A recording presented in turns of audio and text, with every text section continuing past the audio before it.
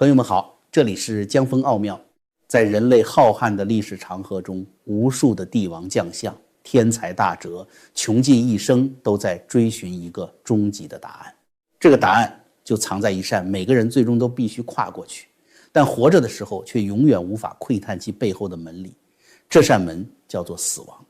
死亡的背后到底是什么？是一了百了的虚无？是宗教里描绘的天堂与地狱？还是一个我们目前科学根本无法触及的高维度空间？今天江峰就要带大家从一桩至今仍在大众视野中沸沸扬扬，被官方草草结案却疑云密布的于朦胧命案说起。我们不仅要聊聊这起案件背后令人毛骨悚然的灵界语音，更要从科学、量子物理以及神学的双重维度探索。这期节目的信息量非常庞大，甚至可能会颠覆你对这个世界的认知。时间回到2025年10月1日，距离中国大陆知名男星于朦胧身亡仅仅过去了不到1个月的时间。台湾的一个灵异探险团队做了一场让无数人看了头皮发麻的直播测试。深夜，台湾某处据说埋葬着许多反共义士，磁场和能量极其强大的墓地，四周一片死寂，只有风吹过树梢的沙沙声。2名探险者架设好了一台专门用来捕捉灵界声音的设备 EVP， 也就是超自然电子意象接收器。这台机器不断发出呲呲呲的静电白噪音，听起来就像是一台老掉牙的收音机在搜索毫无信号的异次元电台。探险者为了尽可能贴近死者的频率，现场播放着于朦胧生前的影视作品《三生三世十里桃花》的片段。他们声明，这不是宗教仪式，也不是招魂，纯粹是一次科学仪器的远程测试。他们对着满是噪声的空气，用试探性的语气问道：哈喽，于朦胧，有办法跟我连线吗？如果可以的话，你可以跟我讲说你出生在哪里吗？空气凝结了大概3秒钟。就在所有人都以为这只是一场无效的荒诞测试时，那台机器的白噪音中突然穿透出一个极其微弱却异常清晰的男声，吐出了4个字：乌鲁木齐。听到这4个字，现场的探险者瞬间倒抽了一口凉气，屏幕前观看直播的无数网友更是感觉脊背一阵发凉，因为于朦胧的真实出生地正是新疆乌鲁木齐。这是巧合吗？大脑的听觉幻想真的能让所有人同时在噪声中精准地听出这4个字吗？紧接着，探险者开始了更深层次的询问。他们问：如果你是于朦胧本人，你能说出你最红的剧里演的角色叫什么吗？噪声中传来了模糊的白针四哥的声音。探险者继续追问，这一次的问题直指命案核心：请问你是自杀还是他杀？机器的噪声翻滚着，随后吐出2个令人胆寒的字：他杀。甚至在后续的第2次测试中，当探险者问及他有什么话想对那些掩盖真相、谋害他的人说时，机器里传出了一句字正腔圆、充满怨念的清晰国语：为什么要这样对我？这句话一出，江峰在看这个视频的时候，真的是感到一种直击灵魂的震撼。一个活生生的人在最风华正茂的年纪戛然而止，人间的司法机器或许因为某种不可抗力停止了运转，但那股强烈的冤屈和不甘真的能强大到扭曲电磁场。透过一台冰冷的机器向活人求救吗？要解答这个问题，我们必须请出一位大家耳熟能详却又对他晚年秘密知之甚少的科学巨匠。说到爱迪生，大家脑海里浮现的肯定是电灯泡、留声机、电影放映机。他是改变了人类现代文明轨迹的发明大王，但是绝大多数观众都不知道，这位一生拥有2000多项发明专利的科学狂人，在他生命的最后几年里，几乎放弃了所有常规的科学研究，走火入魔般地投入到了一项被当时科学界视为异端的研究中。他要发明一台灵魂电话。1920年，爱迪生在接受权威杂志《科学美国人》采访时，抛出了一个让当时整个世界都为之震惊地宣告。他说，我正在研制一种极其灵敏的设备，如果那些已经离开我们这个世界的人，也就是所谓的灵魂，依然保留着交流的欲望，那么这台设备就能够捕捉到他们的声音。这听起来是不是像是一个科学家晚年老糊涂了，开始迷信神学了？但江峰要告诉你，爱迪生的逻辑恰恰是极度硬核的物理学。爱迪生并不信宗教里那种穿着白袍、长着翅膀、会上天堂下地狱的灵魂。他提出了一个非常超前的科学假说，他认为生命是由一种不可摧毁的生命原子组成的。这里江峰就要和大家探讨一个非常有意思的问题了。大家想一想，从现代物理学和化学的角度来看，我们人类的肉体归根结底是由无数的分子构成的。当一个人死亡，心跳停止，肉体开始腐烂，这个过程在微观层面上看，其实就相当于这些分子结构的崩塌和脱落。那么问题来了，剥离了这些脆弱的分子外壳之后，剩下的那些更基础、更微观的原子所构成的身体，如果它没有死，它会去哪里呢？爱迪生坚信能量守恒定律是宇宙的终极铁律。人死后，这些携带着这个人一生记忆、性格和意识的生命原子并不会凭空消失，它们只是脱离了肉体的束缚，散布到了宇宙的虚空中，变成了一种我们肉眼看不见、常规仪器测不到的能量场或者电磁波。爱迪生认为，只要他能制造出一台灵敏度突破天际的电磁信号放大器，就能捕捉到这些原子肉身振动时产生的微弱频率，从而将死者的声音还原出来。虽然爱迪生直到去世也没能造出这台完美的灵魂电话，但他的理论却为后世的 EVP 研究彻底打开了科学的大门。到了1959年，瑞典一位名叫尤尔根森的画家兼电影制作人带着录音机到安静的森林里去录制鸟叫声。当他回家回放录音时，突然在鸟鸣的背景音中听到了一个熟悉的女人声音，那个声音亲昵地叫着他的小名，并对他说，弗雷德里希，你被监视着。尤尔根森当场吓得魂飞魄散，因为那个声音正是他已经过世多年的母亲。这件事震动了欧洲科学界。随后，著名物理学家劳迪夫接手了研究。为了排除任何无线电台干扰或人为造假的可能，劳迪夫在世界上最严格的电磁屏蔽实验室法拉第笼里进行测试，结果你敢信吗？在完全隔绝外界信号的密闭空间里，他依然录到了成千上万条来自亡者的声音。这些声音后来被科学界称为劳迪夫声音。科学界的怀疑论者总是喜欢用空想性错视或者听觉幻想来解释这一切。他们说，人类的大脑就是一台疯狂的模式识别机，总喜欢在毫无意义的白噪音中强行拼凑出熟悉的语言。这就像你盯着天上的云彩，总能看出一张人脸或者一只小狗一样。但是如果仅仅是脑补，为什么在于朦胧的 EVP 测试中，所有网友都听出了乌鲁木齐、他沙这些极度精准且符合案情逻辑的词语呢？如果这不是幻想，那么神学和灵学的解释就显得不寒而栗了。灵体是没有实体声带的，它们无法推动空气发出声音，但由于它们本身就是一种高频率的能量场，所以它们可以透过干扰录音设备周围的电磁波，将自己想说的话直接印在电子载体上。这也就是为什么探险者必须要在充满静电杂音的环境下进行录音，因为那些杂音正是灵体用来塑形语言的能量载体。既然说到了意识和灵魂的去向，我们就不得不面对一个直击灵魂的拷问：灵魂真的存在吗？100多年前，美国医生麦克·杜格尔做过一个著名的21克实验。他把即将临终的病人放在特制的精密天平床上，发现病人在咽气的那一瞬间，体重会莫名其妙地减轻21克。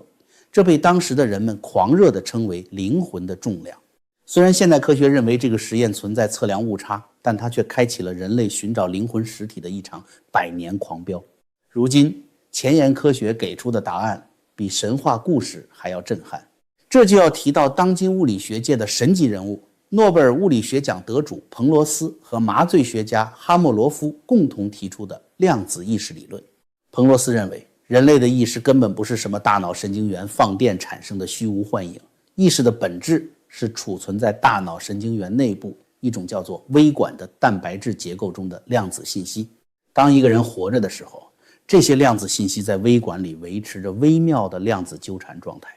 这就是你的灵魂。而当人死亡，心跳停止，大脑失去血液供给，这些微管结构崩溃时，里面的量子信息并没有消失。记住，量子信息是宇宙中最基础的属性，它不生不灭。这些代表着你的量子信息只是离开了大脑这个肉体载体，耗散到了浩瀚的宇宙之中，回归了宇宙的宏大意识网络。所以从量子物理学的角度来看，于朦胧并没有真正意义上的死，他的意识量子只是离开了那具被资本和黑幕摧残的肉体，融入了宇宙的量子纠缠之中。如果在某个特定的时间、特定的地点，比如磁场极强的墓地，有人用特定频率的仪器，比如 EVP 去呼唤它，这些量子信息产生共振，我们就能再次听到它的声音。如果量子理论听起来太过深奥，那我们来看看真实发生在我们身边成千上万起令人匪夷所思的濒死体验。江峰要给大家讲述一个震惊了整个美国医学界的真实案例，这不是什么神棍的胡言乱语。故事的主人公叫埃本·亚历山大，他是一位极具声望的哈佛大学神经外科医生。作为一个拿着手术刀每天打开别人头盖骨的顶尖科学家，埃本在过去的人生里是一个绝对坚定的唯物主义者。如果有病人告诉他自己看到了天堂，他一定会用专业的神经学知识解释说，这不过是大脑缺氧时产生的化学幻觉罢了。然而命运跟他开了一个巨大的玩笑。2008年的秋天，埃本突然感染了一种极其罕见且致命的大肠杆菌脑膜炎，细菌迅速吞噬了他的大脑，他陷入了深度的昏迷。在长达7天的时间里，他的大脑新皮层，也就是人类大脑中负责意识、思考、记忆的高级区域，彻底停止了活动。从医学监测仪器上看，他的大脑已经是一块没有任何电信号的死肉，他根本不可能产生任何幻觉，更不可能做梦。但就在这7天里，埃本的意识却经历了一场震撼宇宙的漫游。他清晰地记得自己先是陷入了一片充满了混沌和低频震动的泥泞空间，但他并没有感到害怕。随后，一道散发着耀眼光芒、带有美妙旋律的实体光柱从天而降，将他吸了进去。他来到了一个生机盎然、色彩斑斓到地球上根本不存在的高维度空间。那里有巨大的云朵，有透明的发光生物在天空中划出美丽的弧线。最让他震惊的是，他在那个空间里遇到了一位有着深蓝色眼睛、骑在蝴蝶翅膀上的年轻女孩。这个女孩没有开口说话，但她的思想却直接传递到了埃本的意识里。她说，你在这里是受到爱和珍惜的，你没有什么可恐惧的，你不会做错任何事。7天后，就在医生准备放弃治疗、拔掉呼吸机的时候，埃本竟然奇迹般地睁开了眼睛，并且大脑没有留下任何后遗症。这已经是一个医学奇迹了。但更震撼的还在后面。埃本其实是一个被收养的孩子，他从未见过自己的亲生父母和兄弟姐妹。在他康复后，他偶然间联系上了自己的亲生家庭，并收到了一张亲人的照片。当他看到照片的那一瞬间，这位哈佛神经外科医生当场崩溃大哭。照片上那个早在他昏迷前几年就已经过世，他生前从未谋面的亲妹妹，竟然长得和他在那个高维度空间里遇到的那个骑着蝴蝶的女孩一模一样。这件事彻底摧毁了埃本原有的唯物主义世界观。他后来写了一本轰动全球的畅销书《天堂的证据》。他用自己作为脑神经专家的声誉担保，当大脑死亡时，意识不仅没有消失，反而会因为摆脱了肉体的束缚，变得前所未有的清晰和广阔。肉体不过是意识在地球上体验生活的一件太空衣，太空衣坏了，里面的宇航员依然活着。说到这件太空衣，江峰得插一句，既然咱们的宇航员现在还得在这个三维物质世界里执行任务，那好好保养这件太空衣，给它加满高能燃料，就是咱们的头等大事。特别感谢今天节目的赞助商，也是江峰每天保养的秘诀，普瑞堂黑参。普瑞堂采用独家专利9蒸9爆工艺，把人参核心精华人参皂苷成倍激发，彻底褪去燥热之气，补足元气，极易吸收，保证不上火。现在普瑞堂给咱们观众带来了超级福利，只要购满$500，直接送您一根高品质珍贵黑参，多买多送，上不封顶。结账时千万记得输入江峰专属优惠码 JF， 立刻享受全球免运费，直接包邮到您家。大家可以点击影片下方的专属链接去看看。好了，太空衣的燃料加满了，咱们说回里面的宇航员。听了刚才哈佛医生的亲身经历，江峰想问问荧幕前的你，你觉得人的身体死后，那个代表你的意识还存在吗？你是否愿意听江峰讲述更多关于死后世界濒死体验的奇妙故事？现在就去留言区告诉江峰，如果你们感兴趣，我们专门开一期重磅节目扒一扒。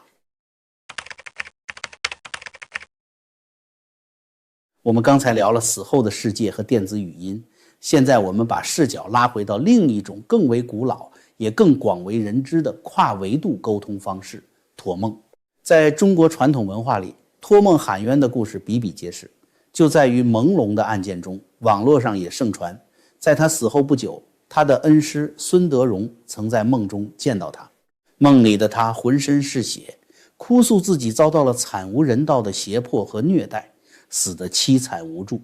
很多人觉得这只是活着的人日有所思夜有所梦，但在世界司法史上却真真实实的发生过一起凭借鬼魂托梦提供的精准医学细节，成功让法医开棺验尸，并最终将凶手送进监狱的铁案。这就是1897年轰动全美国的绿蔷薇鬼魂案。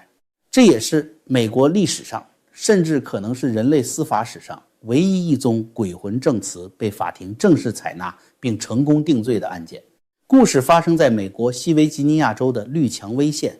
1897年，一个寒冷的冬日，年轻美丽的女子佐娜被发现死在自己的木屋里。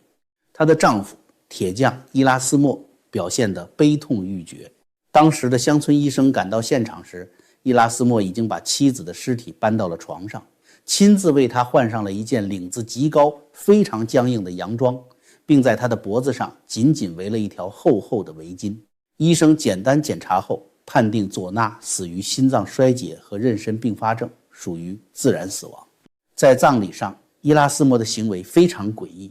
他像一头护食的野兽一样守在棺材旁边，不允许任何人靠近妻子的遗体，尤其是不允许任何人触碰他的头部和颈部。就这样，佐娜带着秘密被埋入了黄土。所有人都以为这件事就这么过去了，但佐娜的母亲玛丽 Mary Jane Hester 却坚信女儿死得不明不白。就在佐娜下葬几周后，恐怖而又不可思议的事情发生了。连续4个晚上，佐娜的鬼魂出现在了母亲玛丽的梦中。那个鬼魂异常清晰，周围伴随着刺骨的寒意。梦里的佐娜哭泣着告诉母亲，自己的婚姻是一个巨大的谎言，丈夫伊拉斯摩是一个暴虐的恶魔。她说，就在她死的那天晚上，伊拉斯摩因为不满意晚餐没有烤肉，发了疯似的对她施暴。最让人毛骨悚然的是，在梦境的最后，佐娜的鬼魂为了证明自己的死因，竟然将自己的头颅整整旋转了180度，完全扭到了背后。他指着自己的脖子，清清楚楚地对母亲说，我是被他活活掐死的，